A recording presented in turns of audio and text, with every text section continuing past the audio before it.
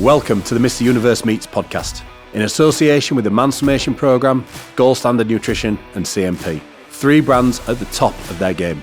My Mansformation Programme is growing every year and helping more and more busy men to take control of their fitness, their physique and their energy levels, so they can show up each day as the best version of themselves. I'm only ever going to work with brands that I genuinely believe in, and now Mr. Universe Meets is supported by two brands I've believed in, used and stocked in my gym for years. Gold Standard Nutrition is a company I've worked with for over 10 years. And if you're a gym owner that wants to add extra revenue to your business while providing customers with a better service and top quality products, then you need to speak to Gold Standard Nutrition. I'm also really excited to have CMP on board with the podcast now. I've used CMP products since day one. I've used them right through my competitive bodybuilding career and I still use them to this day. On this podcast, we're going to speak to peak performers who have reached the very top of their field. We're going to look at their mindset, habits and routines that have made them elite. And I want you to take advantage of the lessons they teach so you can go and achieve your own goals faster. I would love it if you could like, share and subscribe and enjoy the podcast.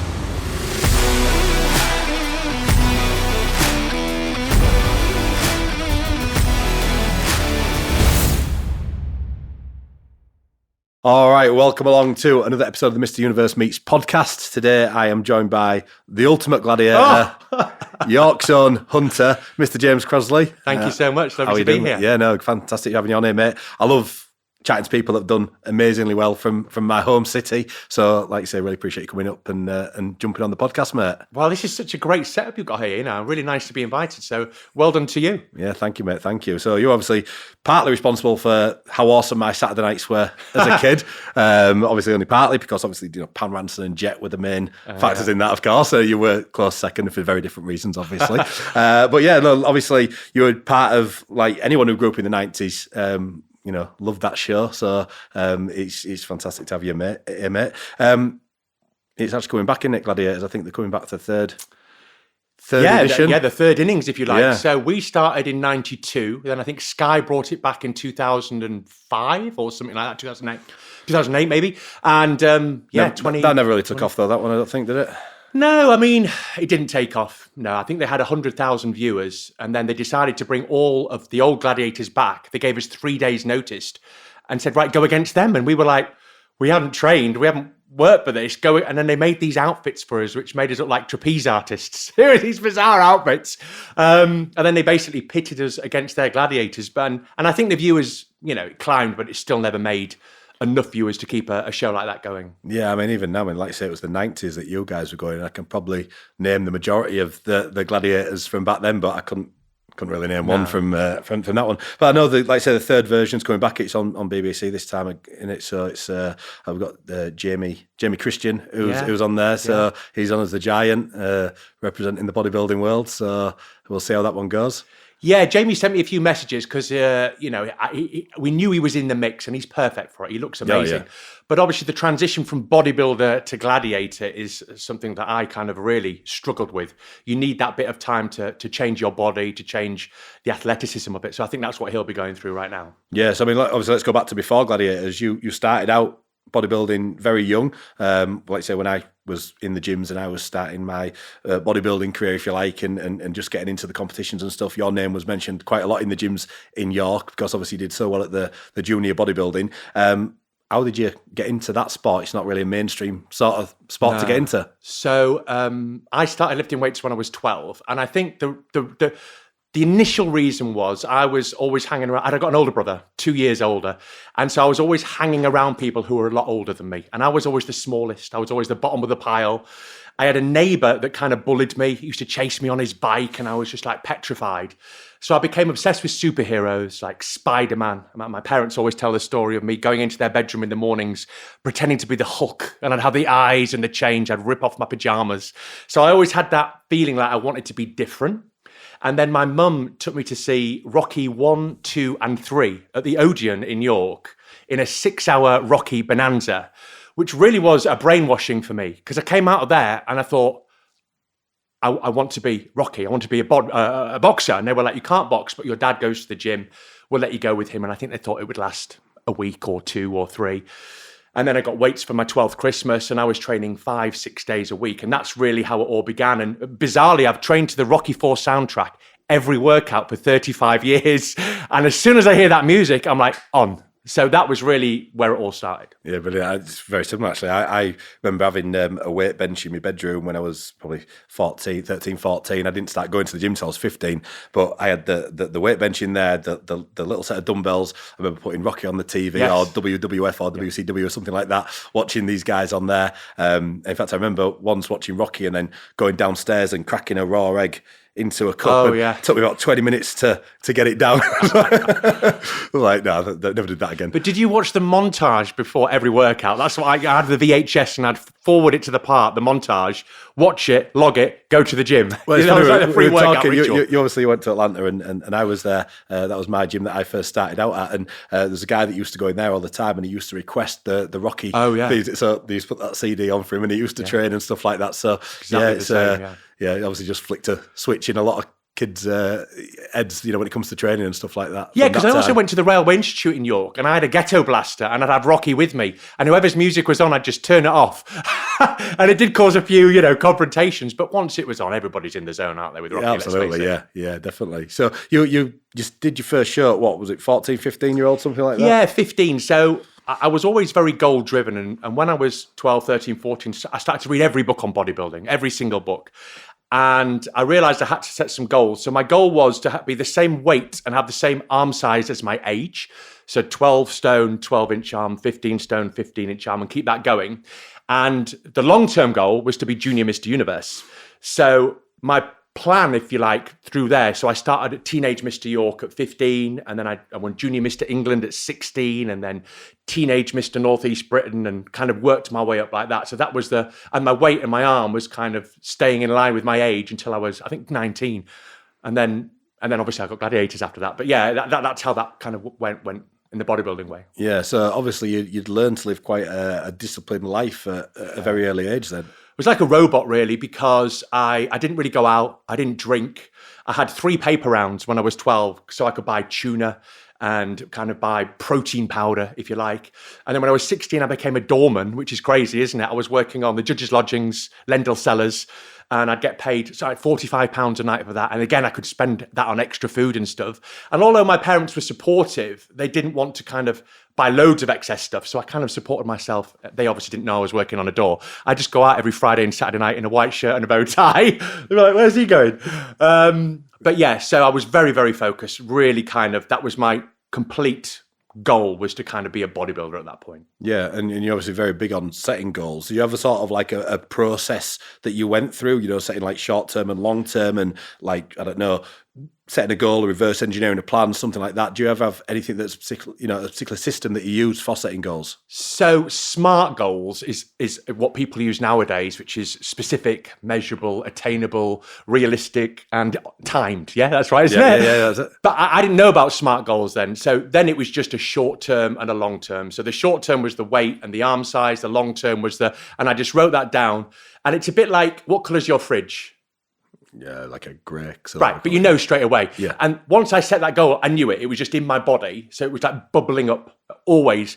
As long as the goal is high stakes and you're absolutely passionate about it, it will constantly bubble out. So when I was in that workout, that goal would always bubble out. I've got to get that arm bigger. I've got to put the weight on. So yeah, for me, it was just choosing the right goals. I think that's the real key. You can't just say, I want to be an amazing pianist if you're not massively passionate about being a piano player.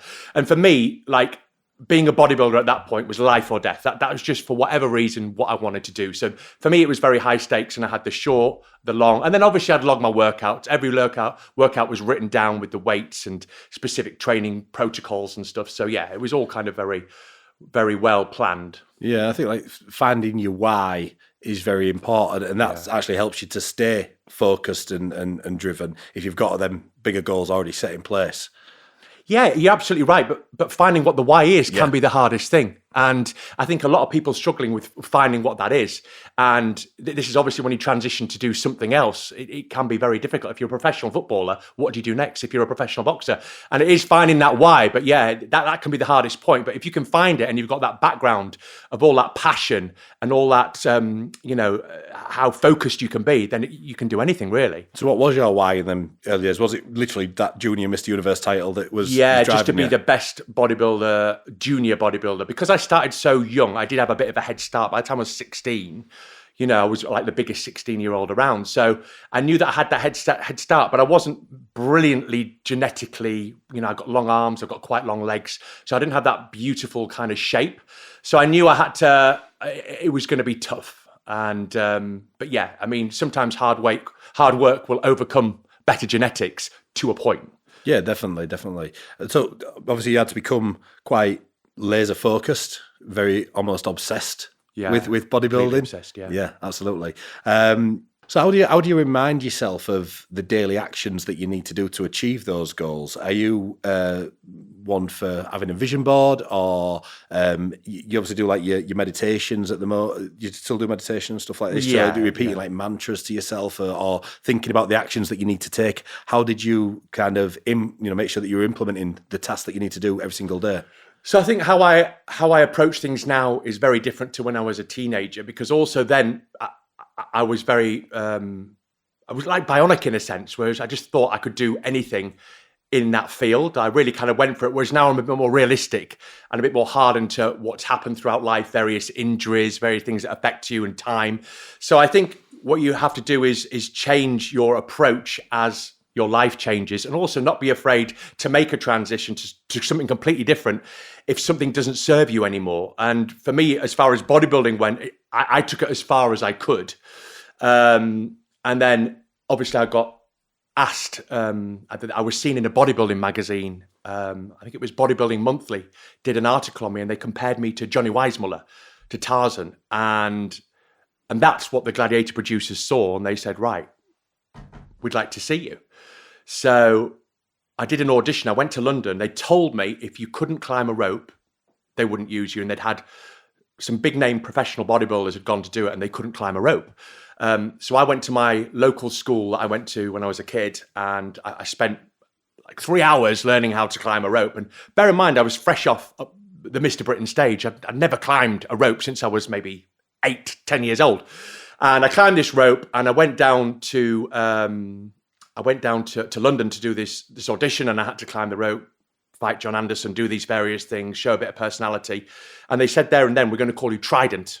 You're going to be the Gladiator Trident. And I kind of thought, okay, Trident. And a few kids came running up when I signed these autographs, Trident.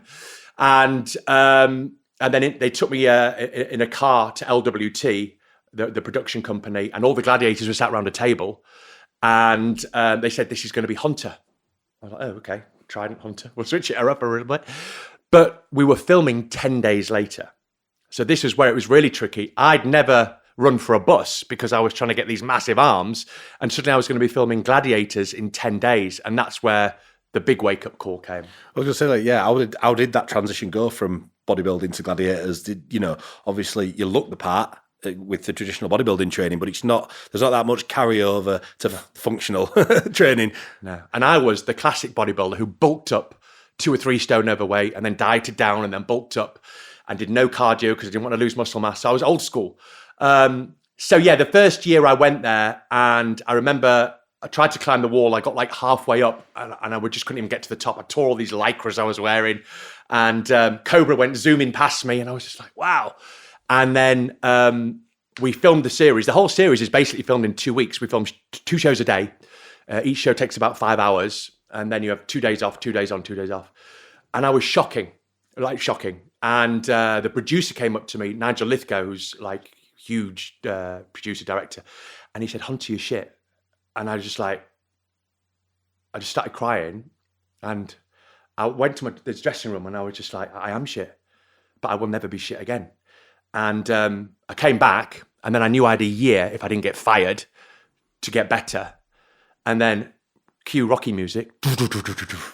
Twice a day I trained for a year. I found different events, different ways to train for every event that would have the motor skills of the event.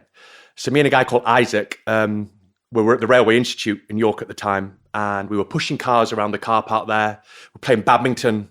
That was for Atmospheres. I was playing badminton for Powerball. We were doing rugby tackles for Powerball. I was swinging on rings. I joined a climbing wall. I was climbing 3 times a week, eventually with a weighted backpack. And I literally twice a day. And I just had that in my head, hunter your shit. Rocky music, like a montage. And the next year I came back and I was just like, lost 2 stone. And I was just like, Did you completely just sack the bodybuilding style training off? Was it all specific for the events that you wanted to do? I did 4 days a week weights, and I did 6 event practice sessions a week. So the event practice sessions were more prioritized because I knew as long as I was fairly lean, I'm always going to look fairly big if I maintain. I didn't need to have 19-inch arm. Having a 19-inch arm swinging on hang tough on the rings was no benefit. In fact, at one point, they got Britain's strongest man in and he tore his bicep in rehearsal. They didn't even use him because it's not the right body. So you have to create a dynamic, athletic body, which, again, it took me... year 1, a massive improvement. By year 3, I felt I could fly, and it was just a case of changing that training, but also obsessed. It's like I had 6 older brothers all of a sudden. I was the youngest gladiator. I've got Warrior, Wolf, who was basically, I was 19 when I joined, he was 42.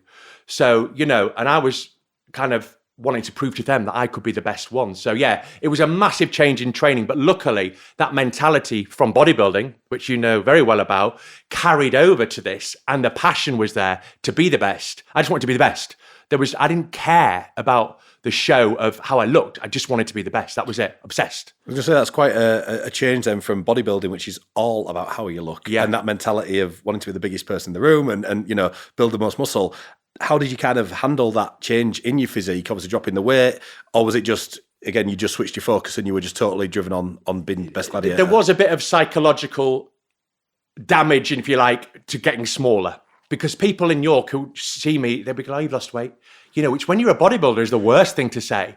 But the reality was I had lost weight, but my body had changed to this more athletic style. So it was more functional.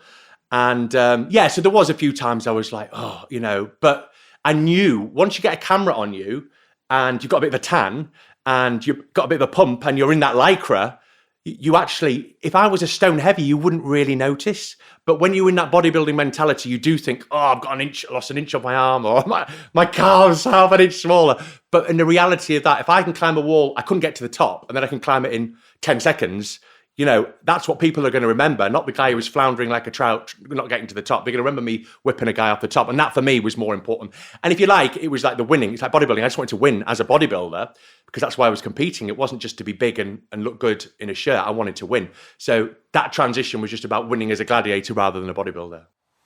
If you're a gym owner that has a spare 1 square metre of space available in your reception and you want to use that space to make a few extra £1,000 each year, while providing your members with a better service and helping them to get better results, then you need to be speaking to Gold Standard Nutrition.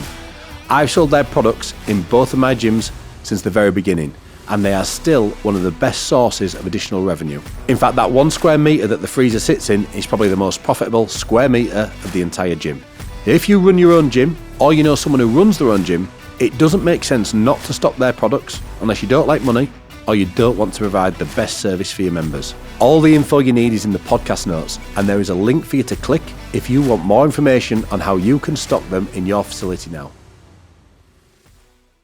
Yeah, did you feel much pressure joining the second year as well, didn't you? So you already got some quite established household names there, and obviously you've got in as the youngest one. I'm assuming that you had no sort of like public speaking experience or like any sort of being in front of bigger crowds. Obviously the bodybuilding shows is one thing, but a few hundred people at a bodybuilding show against 10,000 people in an arena and 15 million people watching at home, that must have been quite daunting. Yeah, they didn't give us any training of how to speak on camera or any training on how to act in front of a crowd, because I know the new series, people said they gave them personalities. So they'd say, we want you to be mean, we don't want this, we want that. And funnily enough, we went to Australia to do Gladiators there, and they had cue cards for the Australian Gladiators. So you'd come on an event and they'd have a cue card and you'd be like, I am the man, I am built, I am king of the tilt, which some guy, that was his entire job, was to write a cue card. But they never gave that to us. So you can really notice in the early shows how you're kind of talking gobbledygook and it is a bit of a struggle. But as you get more used to it, I mean, the key is living in the moment, really, is if your trainer falls off, that's what we talk about, not some rhyme. And I think you had to remind yourself, or I had to remind myself, to be in the moment of the game. And if something happened during the game, really pick up on that. And that was what was an interesting interview, not some set piece that you'd kind of planned half an hour before you did the event, because it might not be relevant. So yeah, that was a transition, learning to speak in front of a camera, knowing what to say. The 10,000 people that watched the show, once that whistle went, I didn't even, but again, I think that was because, they say this about Olympic athletes where they don't remember doing the race. It got a bit like that where you'd be so cued into the event. I would warm up for about 40 minutes and my mum was quite big into animal meditation at the time. And she was telling me about this and I got really into it where I would visualize myself as a certain animal for a certain event and really see myself climbing that wall like a monkey. I'd know the route. I'd have all the route planned out and I'd be going to bed with a map. I'd have a map of the wall. So I'd be stood there. At the end, they'd all have gone on the bus and I'd be drawing this map because they'd change it every round because we got so quick. So they'd change the holds. So I'd make a map and then I'd wake up in the morning looking at this map. And it was, my dad used to say to me as a kid, fail to prepare, prepare to fail. And that was kind of 9 years old, fail to prepare, prepare to fail. And so that's all I could think about with this is I'm not the fastest, I'm not the strongest, but I can be the most prepared. And that's what I think was the key. So obviously did a lot of prep. This was like a real competition for you then. This wasn't just like a TV show. Doesn't matter if I win, if I lose. There was real desire to win on your part. That was the only thing to win. That there was no. I mean, I was known for it. People would be like, all he wants to do is win. But that was just how it affected me. And everybody had their niche, that they like to do. Some people were much bigger and they'd only do certain events. Some people were quite small and they'd do maybe the climbing events. But for me, it was all about winning and trying to be an all-rounder. That was always kind of my thing, if you like. Yeah, so you obviously put a lot of time and effort into making sure that you could win these events. Like, were you get pissed off if you didn't win, or? Pissed off doesn't even come close, because if I'm going against you on the wall, you've got a 10-second head start in the rounds, which is a massive head start. So if I didn't catch you and you were a good climber, I wouldn't get massively pissed off. But if you're on the duel or something like that, and then it's a different game, isn't it? It's head to head.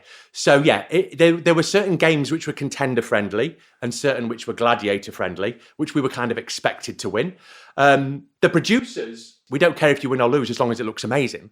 So a game like the pyramid, they wanted you to go from the top and roll down, but the easiest way was to get down to the third step and just kind of shove people down. But they were like, so it was never fixed. It was always, right, you against him. There's sometimes they would say, can you just, but when you're in it, you want to win. Yeah. But when you kind of step back, you can see, I can see what they were doing now, because it did look amazing when you see shadow rolling down from the top of the pyramid and then running back up. It did look very good. Yeah. So I heard that you played a lot of mind games with the contestants, or you wouldn't really engage with them. You took it very, very seriously. Just because, like, we've had a chat now, and if you were facing me on the duel, you'd probably be okay. Now, if I just walked into this room and I was like, and then we go on the duel, you'd be like, and that's how I felt. That if I became friendly with them, I wouldn't be able to get as into it, and I think they would feel the same. So I just didn't speak to them. I wasn't rude to them, but I just had nothing to say. And when I get up them toe to toe with them, I would be like bashing my head. I'd be sweating. I'd be going, ah! And I think, that's how I did it. Cobra would go and sit and have a coffee. He'd sit on their laps. But the trouble is, he was known as the Joker and he was an amazing gladiator. People loved him, but that was just his way of dealing with it, But for me, it was more about, I was just a bit like Dolph Lundgren. Yeah. You know what I mean? I was just very hands off and I just had nothing to say to them. And I thought, right. And then afterwards, I was really chatty with them. But before the events, I just was very... into the zone. Yeah. I just didn't want to engage with them and become friendly because I felt it would impair my aggression or my performance or my speed or whatever. Yeah. Brilliant. So obviously you had quite a tough schedule when you were filming. 2 shows a day for 10 days, you say you did it all in? So we were there for a total of about 4 weeks. Okay. So we only got, bizarrely, 2 days rehearsal on all the events. So you get an hour on the duel, an hour in the atmosphere. So it was very little rehearsal. The contestants got 2 days rehearsal. And then we do maybe a photo shoot here or there, and then we started filming. 2 days on, 2 days off, 2 days on, 2 days off. So very, very tough. Lots of injuries. I mean, they had an amazing crew of masseuses and doctors and physios who were always there. But it was a case of who's getting patched up today. You know, there was always somebody who was getting patched up. Yeah, so during them that month of filming, there was no time for any other training. It was all just rest and recovery protocols. And yeah, massively. Yeah. Because you didn't want to be tearing down muscle when you were battered from doing kind of sporty style stuff. So yeah, we did a little bit of training sometimes, you know, before we actually started filming. We might all go to the gym together. But yeah, it was nothing. It was more what I call maintenance stuff that we used to do. Yeah. In fact, some of the gladiators, I won't mention any names, Wolf, because he was a bit older, would feel like he'd have to go to the gym and then he'd end up getting injured. And it was because he was gymming and doing the events, but he felt the pressure because he was the oldest gladiator, I think. And he was a phenomenal gladiator, but I think he felt going against people in their 20s, in his 40s, that he had to do more. When I think now, if you look back, I think I probably should have done less because he needed more recovery than everybody else. Yeah. Did you suffer many injuries on the show? Yeah, so, I mean, the worst was that I dislocated my shoulder in Powerball, but once I did it, it kept popping out. I think I did it 6 times. So that was the real Achilles heel. And that's when I kind of realized I was human, you know. I was like a machine until then. And even the producers were like, we thought you were a machine. And I said, so did I. And then it popped out. And yeah, because of the filming, I had keyhole surgery, but I never had the full surgery. So it would keep popping out. So if you look at the latter years of the shows, I'm always wearing this massive shoulder harness and tending to use my right side. So how did that affect, if you have injured yourself during the filming with such a tight schedule, how did that then affect the events that you do going forward, or did they just pull you out of some series? For me, I did it in the live shows. So we would do Wembley and Sheffield once a year as live shows that weren't filmed. So I was quite lucky. That's when I initially did it. But yeah, we had gladiators. Obviously, a lot of them got injured during the show and they'd pull them out. They started to introduce games that were injury friendly. There was one called Hit and Run where you threw a ball against them on a bridge and you could do that with a broken leg.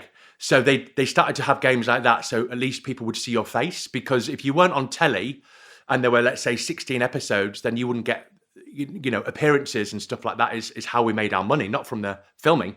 So they knew that you needed to be seen on telly and get the odd interview to get booked for appearances. So they would cater for that, but there'd be a lot of patching up, yeah. Yes. I mean, Warrior famously, I think it was the first year before I joined, dislocated his knee. And they took him on Danger Zone, which is the shooting game, in a wheelchair. And they had him up there on a wheelchair. But, you know, they did make sure he got up there. Yeah, brilliant. So, like, obviously, you went, as Gladiators was coming to an end, you went on to win the title of the Ultimate Gladiator. Yeah. That meant a lot to you? It did. I mean, obviously, everything to me, really. I dislocated my shoulder in the first event. And, yeah, they were going to pull me out of it. And I said to them, look, basically, this is my life. This is, you know, I'm happy to keep going. And they were like, and then the physio and I had become friends over 8 years. And he said, come with me. And he said, look, if you want, I can put a painkiller in and completely numb it up. But you can't tell anybody. Obviously, I'm telling you now. But and he did. And I carried on and won it. So yeah, for me, it meant everything, because I wanted to prove that I was the best going against the other gladiators. And some of them were a bit reluctant because they knew there were certain events they couldn't do. You know, to see the bigger guys on Hang Tough wasn't great. But yeah, for me, it was like a big thing. And obviously, I'm very pleased I did it. I still suffer now, but it was worth it. I mean, at that point, I was so in it, they could have cut my arm off. And I'd said, if I can still carry on, just do it. You know, I was just like, and it's funny because I know there's a clip where I come off the Hang Tough and Ulrika says to me, how's the shoulder? And you can literally see me like popping it back in. But yeah, I went straight to they had an ambulance waiting for me after the show and I just went straight to hospital. But you know yourself, I know because you've been a high stakes bodybuilder, that when you're in it, that you'll do anything to win. And at that point, the dislocated shoulder wasn't a big deal to keep going and win that show. Yeah. Yeah, and we've obviously had Dorian on here before yourself, and he spoke a lot about that fuck you motivation. You know, did that play a part in you wanting to take that title from obviously Nigel telling you that you were shit back in the day? Absolutely. I mean, a bit like we spoke about at the beginning, it was always bubbling up inside me that. So I always felt from that day I had to prove myself to be the best. And yeah, I mean, it couldn't have been a better turnaround from being hunter your shit to being the ultimate gladiator. So yeah, that was definitely part of it. Yeah, it was a tough show because that day we filmed 3 shows. So we'd already done 2 shows before then, and this was the 3rd show. So we were actually, like the eliminator we did was about 2 a.m. Yeah, so it was a tough day. And then obviously I went straight to hospital afterwards. But, you know, looking back, I'm glad I kind of went all out for it, because I could have easily said, yeah, pull me out of it. And then I'd have just been out of the picture, really. Yeah, and obviously when Gladiators did end, how did you deal with that ending? Because obviously you'd done it from, 19 to 26, 27, something like that. Did you have a plan in place for after Gladiators? So I never really drank or went out during the Gladiators time. So I kind of went out for a bit and just kind of thought, what do I want to do? What do I enjoy? What am I passionate about? And I'd done at that point, I think, maybe 15 pantomimes. And I really loved doing pantomimes. And I'd done bits of pieces. I'd done The Upper Hand. I'd done Emmerdale, but as Hunter, you know. And I'd never done any acting apart from that. But I really enjoyed being on stage. I love being a performer, you know, like most bodybuilders who compete anyway, well, except for Dorian, maybe. So I went to acting school. I did a two-year course in acting, 2 different schools. I did the Meisner course for 2 years, and the science of acting. And I kind of learnt the craft of acting. And I went on to kind of tour theatre plays for 7 years, I think. Yeah. Which I really loved. But it's a lifestyle choice being an actor. You know, it sounds very glamorous, but the reality is often it's like a week in Grimsby, a week in Scarborough, a week in Hull, and you're staying in someone's spare room and you're doing a play at night as far as touring theatre. And I was very lucky. I got asked to join the Peter Hall, the Royal Shakespeare Company, and I did 2 years in America. And that was it was like LA, 6 weeks, New York, San Francisco. And I was with Dan Stevens, who's now a movie star, Rebecca Hall, who's now a movie star. And I thought, I made it now. And I came back thinking, right, I'm a proper actor. And then it was a week in Grimsby, a week in Sheffield. And so that's it. I never really cracked going any further than touring theatre. And it was a lifestyle that just didn't suit me. I like to have roots. And after 7 years, it's funny because a lot of my life pattern seems to go in 7 years. After 7 years, I was on about my 19th, 20th panto at that point. Abanaza, had all this makeup on, this massive hat. I was looking in the mirror and I thought, I can't do this anymore. I just stopped. Yeah. What was your training like during the acting years? Obviously a lot of touring, very difficult to have any sort of set routine for your own, you know, personal fitness and nutrition and stuff. How was that? I would call it maintenance mode. That I was just doing bits and pieces, just floating from gym to gym. I always went because it was part of for the mental health part, really. It was just part of my life pattern. But there was no like va-va-vum, if you like, in the workout. It was a little bit what I call training by numbers, like dot to dot. Right, I'll do X amount of sets of incline dumbbell press, I'll do lat pull down. But it wasn't, it was what maintenance mode. No real purpose. No, because also you had a lot of time on your hands. Because if I'm doing a play that's touring and I'm in York, let's say, I've got 1 show at night, then you've got all day. So really it was also part of kind of killing the day was to go to the gym as part of the kind of thing. But I wasn't doing anything crazy. It was just bits and pieces, really. So then you found your way back into training through strongman? So what happened, I realised I needed a goal, and I'm such a goal-led person, and I wasn't happy. I loved acting, but I didn't love the lifestyle of a touring actor. So I started doing a bit of personal training, and I got my level 4 strength coach and started doing bits and pieces. I don't know, I joined this group strongman competition, like a novice group strongman competition, a team one it was, and I just loved it. And so then the bug, I was like, I'm going to be a strongman. So I became obsessed with being a strongman then. And so then that fired everything up. Once I kind of got that bug and the passion was back for something, I went from novice, and then I hit 40 and I started doing masters, which was perfect because I was bang on 40. So the transition to novice to masters is not a massive step. Because open strongman are like, 7 feet tall with like 22-inch wrists. So going to the masters, I actually did pretty well. Yeah, I really enjoyed it. And obviously you talk about goal setting, you set yourself the challenge of holding a world record. Yeah, well, the strongman, I got like London's strongest master. And then from there, I did England's strongest master. And then I thought, actually, I wonder if I could get a world record. I just thought I'd quite fancied a world record. I thought, well, I'm not going to be able to get the best bench press or the best squat. There's just no way. But there must be a niche world record I could get. So I started looking at these grip strength. I was at a gym in Deptford, which is southeast London, and they had replica Dinnie stones. And I went there and I just started doing a bit of stone lifting. The plan was to do a stone tour of Scotland, just to do something a bit different, a bit like archaic, if you like. And I lifted the Dinnie stones off the floor, and they were like, "Oh, wow, that's amazing. People don't normally just lift them." I was like, "Really?" I was a good deadlifter. And they were like, "Oh." So I then planned to do the Dinnie stones. I booked it for 4 months' time. And I went to this gym. So I had a little goal pad. And I think initially I lifted them for 2 seconds. And then 2 seconds became 4. And then 4 became 8. And then 8 became 16. Before you know it, I was on about 24 seconds. And I was like, I looked at the world record, and it was, at the time, it was, I think, 33 seconds. I thought, I've still got 6 weeks to go.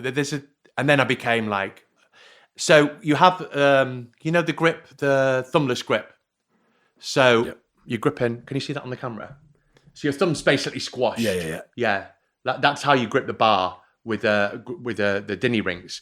So both my nails were completely black. And then what I started doing was hammering my thumb to just try and, like Van Damme. I thought, well, Van Damme kicks a tree. If I can deaden the nerves in my thumb, because that's what was stopping me holding it, was the pain in the thumb.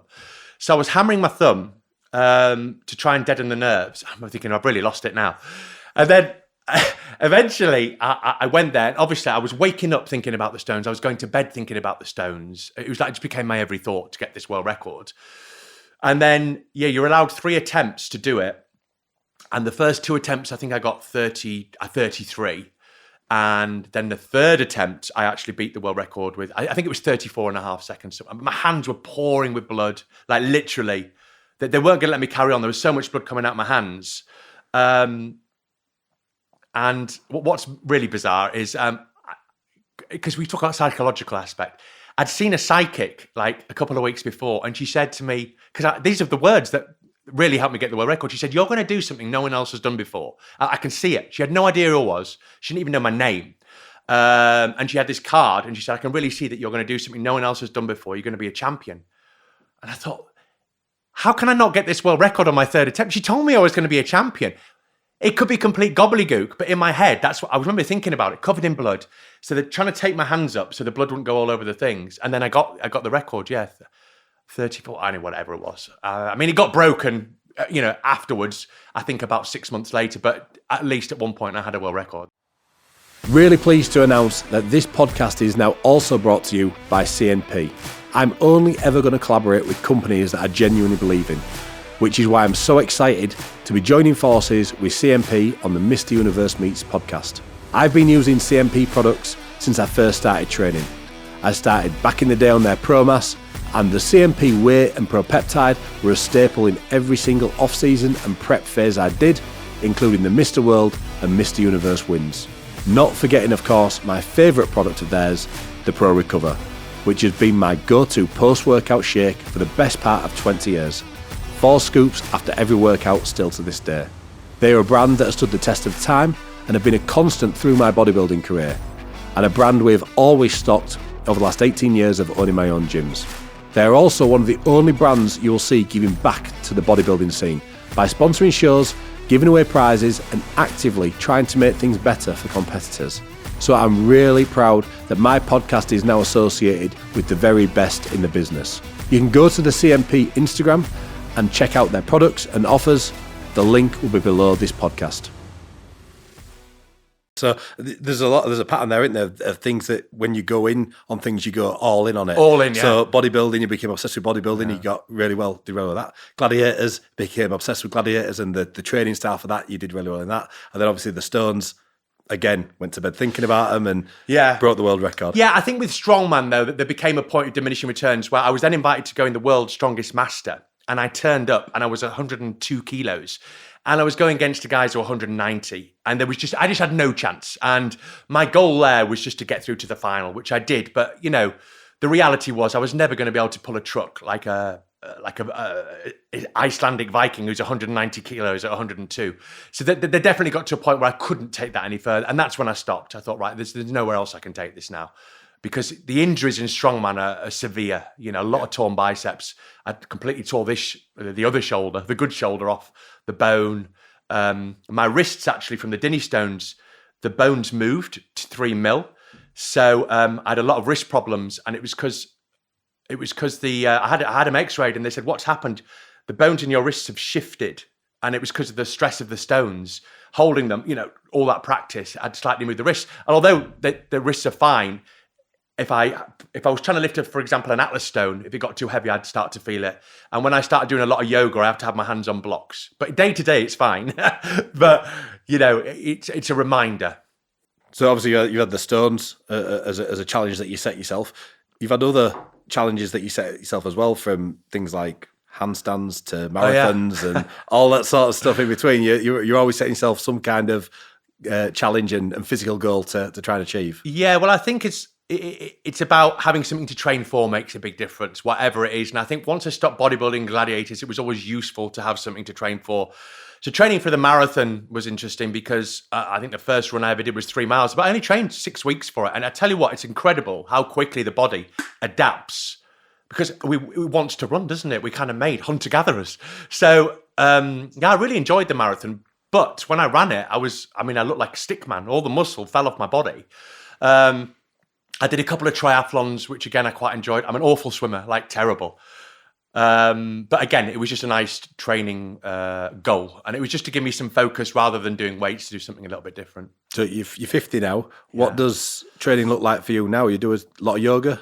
I did a lot of yoga, and then I had a few back problems. I think it was because I was doing too many inversions, like complicated yoga poses. And I think for my kind of body, the reality is someone like you or me that's done a lot of weights, regular yoga postures, not all of them suit. And you have to have a program really that's modified for our kind of bodies. And I was doing yoga classes that were quite advanced, but my body just didn't agree with them. And I started to have quite a lot of back problems. So I ended up backing off the yoga a little bit. So now I tend to do more weights, but bodybuilding, like machines, not heavy. And I do a bit of boxing, like just fitness style boxing. Again, because of the wrists, I've got to be a bit careful with the power of the punch. But yeah, I still do some kind of workout like 4 or 5 times a week. Yeah, brilliant, mate, brilliant. So right now you're also running, what is he doing now? Is he on the drums and stuff? I have a sound healing teacher training school. Okay, what's that? So basically, again, it's about purpose, isn't it? It's about what shall I do?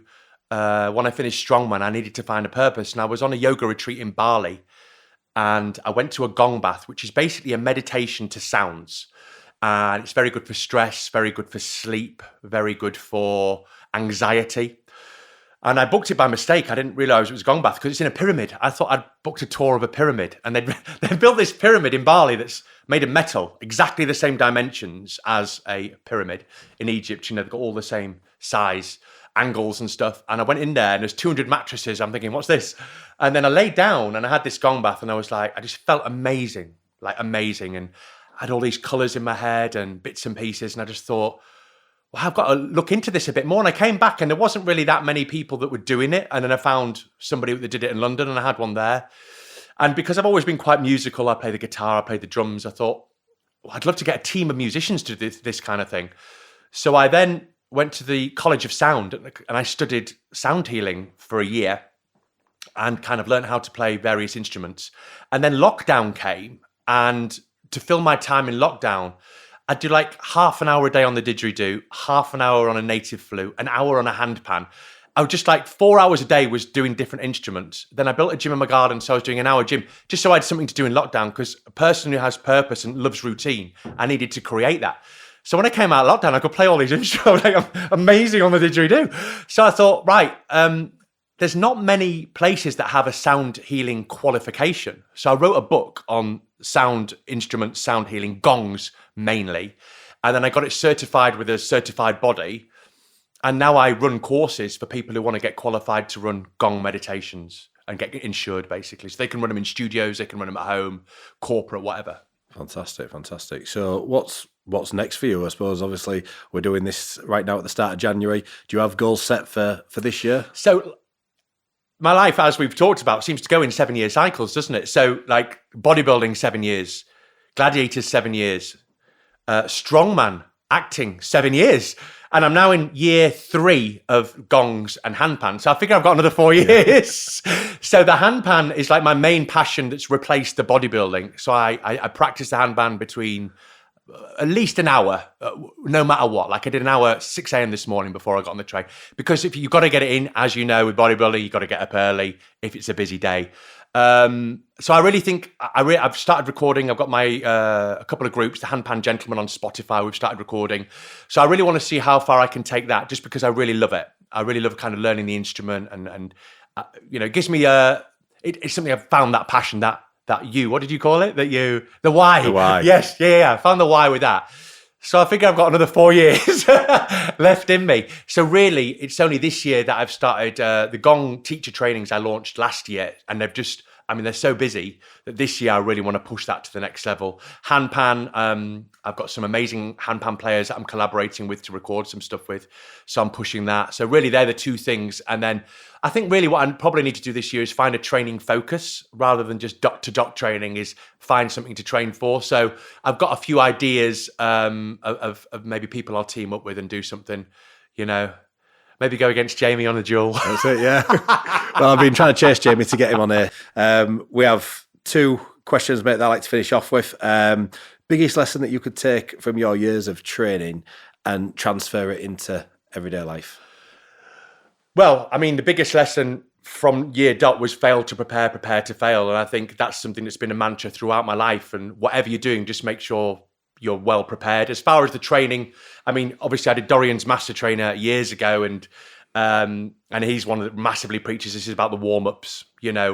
My shoulder dislocated 6 times. I think if I'd had a stronger rotator cuff, it might have held, because I was always so strong at the front. So I'm very big on warm-ups now and mobility.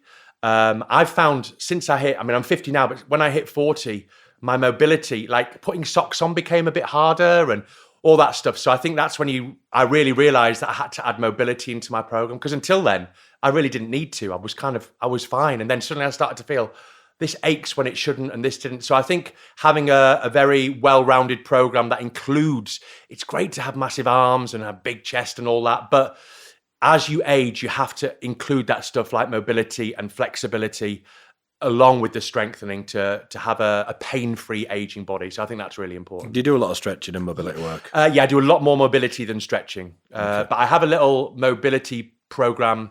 There's a warm-up I do actually called the Agile 8, which you can find on YouTube, which is really good. And it's just 8 different moves that you do. And I do that before every lower body workout.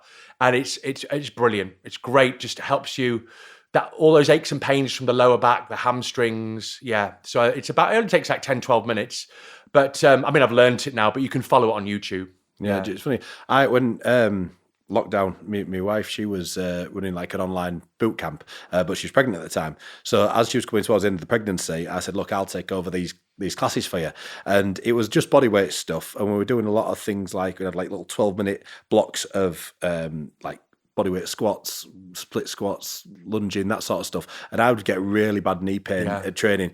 Once I'd done that, after lockdown, I went back to my normal bodybuilding style training, no knee pain, because I just really focused on these movements and getting, really deep into split squats and Bulgarian split squats and all this sort of stuff. And like you said, it massively helped my knee pain. Yeah, I think the thing is that people, it's always pushed to these big bang for your buck exercises like squats, bench press, deadlift. But as you get a bit older, I think you have to switch that to stuff like the Bulgarians and the stuff that's going to stretch that hip flexor, get the hamstrings activating, the glutes, that kind of thing. And there is definitely a market for that transition and pushing that kind of stuff, whereas people aren't walking into the gym just going straight into those massive exercises. And yeah, for me now, pain-free lifting is the key, because throughout strongman, there was always something in pain. There was always something torn. There was always something hurting. Whereas now I'm really kind of warm up a lot. I don't lift the crazy weights anymore. And pain-free training is definitely the key. Yeah, cool. So last one then, mate. If you go back to day one and do it all again, what would you do differently? Yeah, I think there's always, I would never say, I would never do anything differently. Of course, if you look back, there's certain things I'd have done differently. But I think I've been, I've always been very militant about the stuff that I've done. I definitely couldn't look back at Gladiators and think I could have tried harder to be a better gladiator. There's no way. I couldn't have done any more to be better. Same with bodybuilding, and I think same with strongman. So there's always that where I can look back and think I couldn't have gone. I always wonder with acting if I'd stuck it out a bit longer, whether I might have gone further with that. But again, I kind of gave myself at year 4, I gave myself that 7-year point, and I was still pretty much at the same point as I was at year 4. So, I know people that have been acting 30 years and they're still touring theatre and they love it. So it's about what you're passionate about, isn't it? So for me, it was time to move on. But I do sometimes look back and think maybe I should have stuck the acting out a bit longer because I did enjoy it and I think there was maybe more potential there. But you can always go back to it. This is the thing about it. But once you've got roots, it's very hard to then go on tour again. That's the thing. I've been offered a few tours and I've always just turned them down just because it's, they're often a year long and it's quite destructive if you've got kind of roots. Like, what's at that time in the 90s, I don't know if you've seen that Beckham documentary on Netflix. It talks about how invasive the paparazzi were at that time. What was that like for you then? Obviously, you had a relationship that was in the spotlight. Were you getting hounded? How did you handle that sort of level of fame? No, it was a nightmare because, again, for me, because I was so in that bubble, I didn't date anybody outside the show, really. So pretty much I was going out with Jet for 1.5 years, and I went to Ulrika for 18 months. I was dating people within the show because that was the bubble that was my complete focus. So it was just, that's how I met people. But yeah, it was